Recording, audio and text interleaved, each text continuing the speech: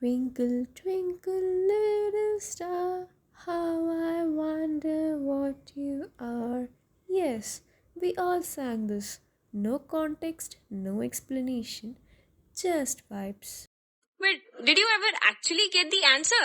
Like, seriously, what are stars? LED bulbs? Space lanterns? Disco lights? You really want to know about it? Yes. Watch this video till the end. Let's see what happens inside a star from the moment they are born till the time they die. All stars are formed from collapsing clouds of gas and dust, which we call the nebula. Now, gravity steps in, pulling the clouds of gas and dust together. As most gas gathers, the cloud's mass increases and it collapses under its own gravity, breaking into smaller clumps. These clumps pull in even more gas and begin to spin faster, shrinking and heating up, thus forming a protostar. Eventually, when the core temperature reaches around 15 million degrees Celsius, nuclear fusion begins. And the star is officially born. This star glows brightly, contracts considerably, and becomes stable. It is now a main sequence star and will remain in this stage shining for millions and billions of years to come.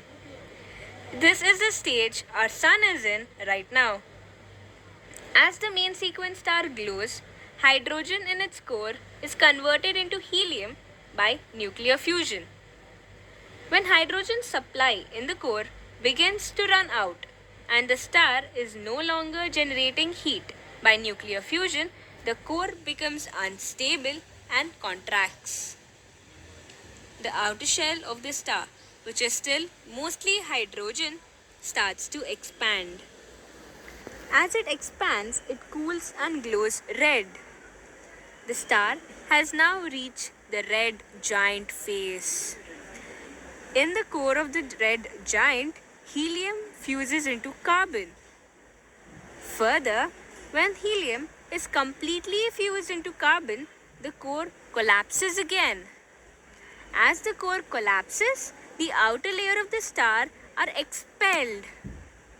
The planetary nebula is formed by the outer layers.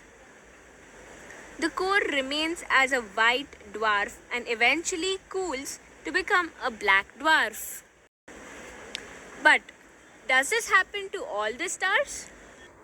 No, this was the case for a low mass star which weighs below 8 solar mass, including our sun. Then, what about the stars which weigh more than 8 solar masses? Well, they are called the high mass stars. These big stars go out with a bang. The gas cloud for a high mass star has more mass.